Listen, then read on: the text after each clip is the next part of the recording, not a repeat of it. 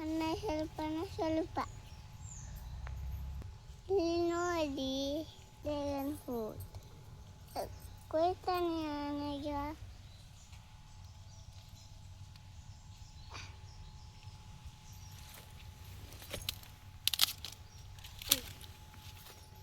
ನಮಸ್ಕಾರ.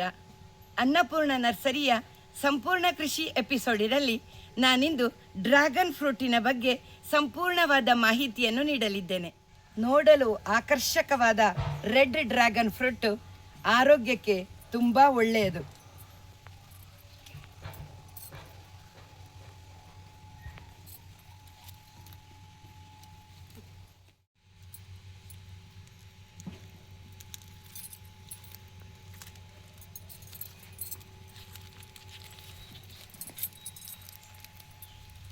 ಗಿಡವನ್ನು ನೆಡುವಾಗ ಈ ರೀತಿಯಾದ ಬೆಳೆದ ಕಟ್ಟಿಂಗನ್ನು ಅಥವಾ ಪಾಲಿಬ್ಯಾಗಲ್ಲಿ ರೆಡಿಯಾಗಿರುವಂತಹ ಗಿಡವನ್ನು ಒಂದು ಸಿಮೆಂಟ್ ಕಂಬ ಆಧಾರವನ್ನು ಇಟ್ಟುಕೊಂಡು ಗಿಡವನ್ನು ಈ ರೀತಿ ನೆಡಬೇಕು.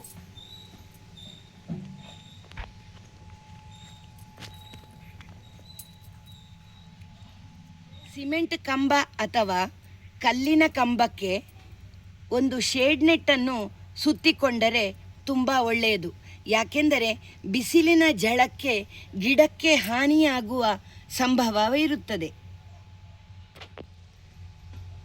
ಡ್ರ್ಯಾಗನ್ ಫ್ರೂಟಿನ ಗಿಡವು 2 ತಿಂಗಳಲ್ಲಿ ಕಂಬದ ಮೇಲ್ತುದಿಗೆ ಬಂದು ತಲುಪಿದಾಗ ಅದಕ್ಕೆ ಒಂದು ಈ ರೀತಿ ಟಯರ್ ಅಥವಾ ಒಂದು ಸಿಮೆಂಟ್ ರಿಂಗನ್ನು ಆಧಾರಕ್ಕಾಗಿ ಕಟ್ಟಬೇಕು. ಇದು ಒಂದು ಕಳ್ಳಿ ಗಿಡವಾಗಿದ್ದು ಅತ್ಯಂತ ಬಿಸಿಲು ಬೀಳುವ ಪ್ರದೇಶ, ಗುಡ್ಡಗಾಡು ಪ್ರದೇಶ ಅಥವಾ ಡ್ರೈ ಲ್ಯಾಂಡ್ ಹೇಳ್ತೇವೆ, ಅಂಥ ಪ್ರದೇಶದಲ್ಲಿ ನೆಡಬೇಕು.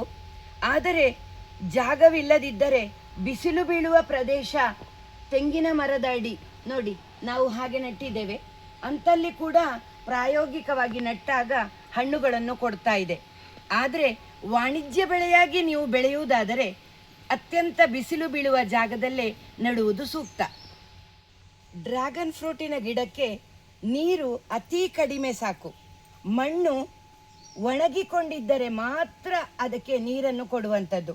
ಬೇಸಿಗೆಗಾಲದಲ್ಲಿ ನೀರು ಅತಿ ಕಡಿಮೆ ಸಾಕಾಗುತ್ತೆ. ಮಳೆಗಾಲದಲ್ಲಿ ನೀರು ಬಸಿದು ಹೋಗುವಂತೆ ಇರಬೇಕು. ಇಲ್ಲದಿದ್ದರೆ ಗಿಡ ಕೊಳೆತು ಹೋಗುವ ಸಂಭವ ಜಾಸ್ತಿ. ಮಣ್ಣು, ಮರಳು, ಗೊಬ್ಬರದ ಮಿಶ್ರಣವನ್ನು ಸಮ ಪ್ರಮಾಣದಲ್ಲಿ ಕೊಟ್ಟು ಗಿಡವನ್ನು ನೆಡಬೇಕು. ಈ ಗಿಡವನ್ನು ನೆಟ್ಟು 4 ವರ್ಷಗಳು ಸಂದು ಈಗ 5ನೇ ವರ್ಷ.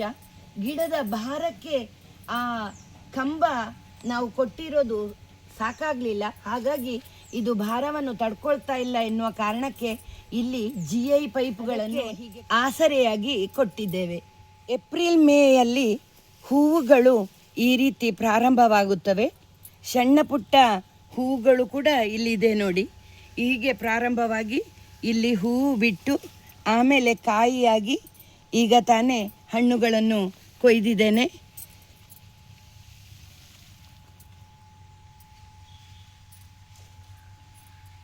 ಆಧಾರ ಕಂಬದ ಮೇಲೆ ಟಯರನ್ನು ಹಾಕಿರ್ತೇವಲ್ಲ, ಅಲ್ಲಿಂದ ಈ ಡ್ರ್ಯಾಗನ್ ಫ್ರೂಟಿನ ಗಿಡಗಳು ಕೆಳಮುಖವಾಗಿ ಹಬ್ಬಿದ್ರೆ ಮಾತ್ರ ಅದರಲ್ಲಿ ಹೂವು ಬಿಟ್ಟು ಕಾಯಿಗಳು ಆಗಲಿಕ್ಕೆ ಸಾಧ್ಯ.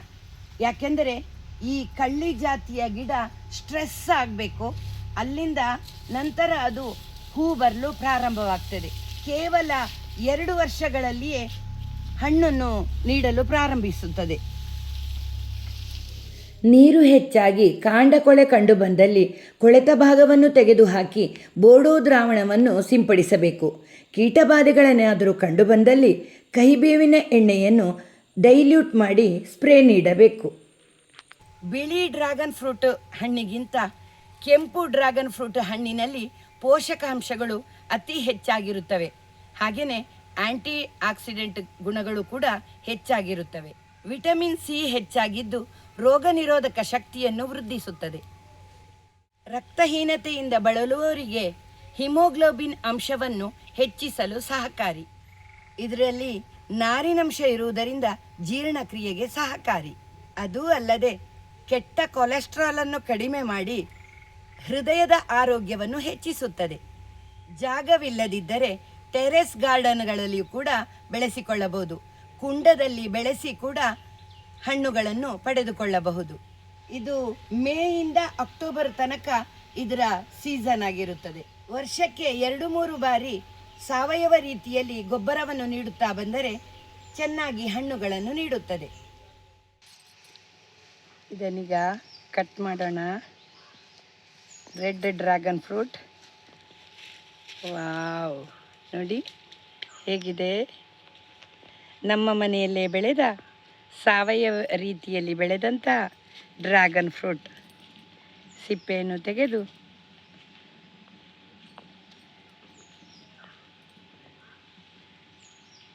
ಈ ರೀತಿ ತಿನ್ನೋಣ. ಇದು ಹಣ್ಣು ತಿನ್ನಲಿಕ್ಕೆ ಮಾತ್ರ ಅಲ್ಲ, ಜ್ಯೂಸ್ ಮಾಡ್ಬೋದು, ಮಿಲ್ಕ್ ಶೇಕ್ ಮಾಡ್ಬೋದು, ಹಾಗೆಯೇ ಪುಡ್ಡಿಂಗು, ಐಸ್ ಕ್ರೀಮು, ಹೀಗೆ ಎಲ್ಲದಕ್ಕೂ ಬಳಸ್ಬೋದು. ಮಕ್ಕಳಿಗೆ ಈ ಬಣ್ಣ ತುಂಬ ಅಟ್ರಾಕ್ಟಿವ್ ಆಗಿ ತುಂಬ ಖುಷಿ ಪಡ್ತಾರೆ. ಎಲ್ಲ ವ್ಯಂಜನಗಳಿಗೂ ಹಾಕಿದರೆ ಅವರು ಇಷ್ಟಪಟ್ಟು ತಿಂತಾರೆ.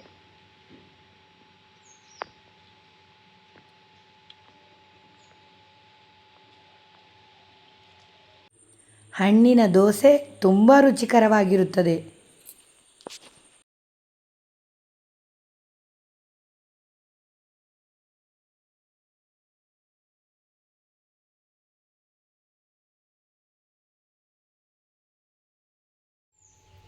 ನೋಡಿದ್ರಲ್ಲ ವೀಕ್ಷಕರೇ, ಡ್ರ್ಯಾಗನ್ ಫ್ರೂಟಿನ ಸಂಪೂರ್ಣವಾದ ಮಾಹಿತಿಯನ್ನು ನಿಮಗೆ ನೀಡಿದ್ದೇವೆ.